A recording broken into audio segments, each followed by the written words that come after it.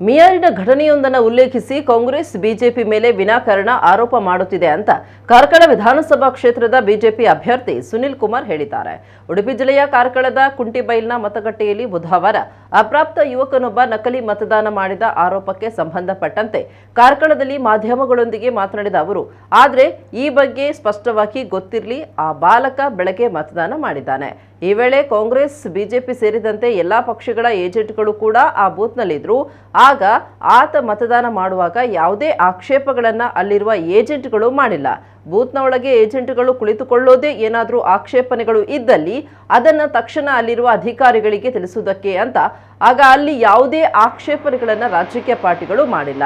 ಮತದಾನ ಮಾಡಿದಂತಹ ಹಲವು ಗಂಟೆಗಳ ನಂತರ ವ್ಯತ್ಯಾಸವಾಗಿದೆ ಅಂತ ದೂರು ಕೊಟ್ಟಿದ್ದಾರೆ. ಚುನಾವಣೆಯ ನಿಯಮದ ಪ್ರಕಾರ ಒಂದು ಬಾರಿ ಮತದಾನ ಮಾಡಿ ಹೊರಹೋದ ನಂತರ ಯಾರು ಕೂಡ ಅದನ್ನ ಪ್ರಶ್ನೆ ಮಾಡುವ ಹಾಗೆ ಇಲ್ಲ.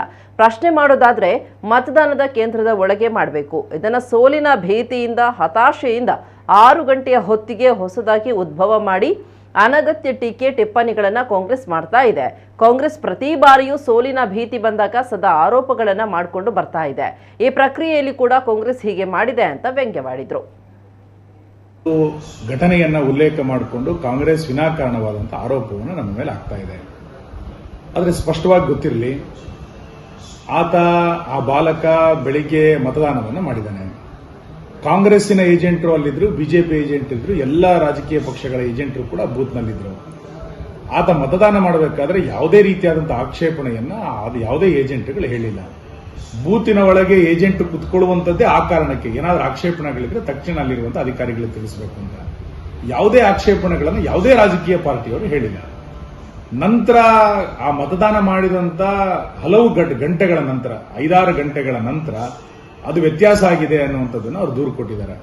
ಚುನಾವಣಾ ನಿಯಮಗಳ ಪ್ರಕಾರ ಒಂದು ಸಾರಿ ಮತದಾನ ಮಾಡಿ ಹೊರಗೆ ಹೋದ ನಂತರ ಯಾವುದೇ ಕಾರಣಕ್ಕೂ ಯಾರೂ ಕೂಡ ಅದನ್ನು ಪ್ರಶ್ನೆ ಮಾಡಲಿಕ್ಕಿಲ್ಲ. ಪ್ರಶ್ನೆ ಮಾಡೋದಾದ್ರೆ ಮತದಾನದ ಕೇಂದ್ರದ ಒಳಗೇ ಮಾಡಬೇಕಾಗಿತ್ತು. ಈಗ ಇದನ್ನ ಸೋಲಿನ ಭೀತಿಯಿಂದ ಹತಾಶರಾಗಿ 6 ಗಂಟೆಯ ಹೊತ್ತಿಗೆ ಇದನ್ನ ಹೊಸದಾಗಿ ಉದ್ಭವ ಮಾಡಿ ಅನಗತ್ಯವಾದಂತಹ ಟೀಕೆ ಟಿಪ್ಪಣಿಗಳನ್ನು ಕಾಂಗ್ರೆಸ್ ಮಾಡ್ತಾ ಇದೆ. ಕಾಂಗ್ರೆಸ್ ಸೋಲು ಆಗ್ತಾ ಇರುವಂತಹ ಸಂದರ್ಭದಲ್ಲಿ ಪ್ರತಿ ಸಂದರ್ಭದಲ್ಲೂ ಕೂಡ ಮಿಷನ್ ಸರಿ ಇಲ್ಲ, ಅಧಿಕಾರಿಗಳು ಸರಿ ಇಲ್ಲ, ಮತದಾರ ಸರಿ ಇಲ್ಲ ಅನ್ನುವಂಥದ್ದು ಮಾಮೂಲಿಯಾದಂತಹ ಪ್ರಕ್ರಿಯೆ. ಈ ಪ್ರಕ್ರಿಯೆಯಲ್ಲೂ ಕೂಡ ಆಗಿದೆ. ನಾನು ಇವತ್ತು ಟೀಕೆ ಮಾಡ್ತಾ ಇರುವಂತಹ ಕಾಂಗ್ರೆಸ್ಗರಿಗೆ ಹೇಳ್ತೇನೆ, ನಿಮ್ಮ ಬೂತ್ ಏಜೆಂಟ್ ಅವಾಗ ಏನ್ ಮಾಡ್ತಾ ಇದ್ರು ಅದನ್ನ ಬೂತ್ ಏಜೆಂಟ್ ಹೇಳ್ಬೇಕು. ಮತ್ತೆ ಕಾಂಗ್ರೆಸ್ ಬೂತ್ ಏಜೆಂಟ್ ಏನಕ್ಕೆ ಕೂತಿರೋದಲ್ಲಿ? ನಮ್ಮ ಏಜೆಂಟ್ ಅದನ್ನು ಪ್ರಶ್ನೆ ಮಾಡಲಿಲ್ಲ, ಕಾಂಗ್ರೆಸ್ ಬೂತ್ ಏಜೆಂಟ್ ಪ್ರಶ್ನೆ ಮಾಡಲಿಲ್ಲ. ಹೊರಗೋದ ನಂತರ ಅದನ್ನು ಪ್ರಶ್ನೆ ಮಾಡಿದ್ರೆ ಯಾವ್ದು ದಾಖಲೆ ಅದನ್ನ ಹೇಳ, ಅದರಲ್ಲಿ ಯಾವುದೇ ರೀತಿಯಾದಂತಹ ಕಾನೂನುವಾದಂತಹ ಮಾತುಗಳನ್ನು ಹೇಳಲಿಕ್ಕೆ ಸಾಧ್ಯ ಇಲ್ಲ. ಬೂತ್ ಏಜೆಂಟ್ ಕೂರಿಸುವಂತದ್ದೇ ಆ ಕಾರಣಕ್ಕೆ. ಬೂತ್ ಏಜೆಂಟ್ ಅವಾಗಲೇ ಪ್ರಶ್ನೆ ಮಾಡಬೇಕಿತ್ತು.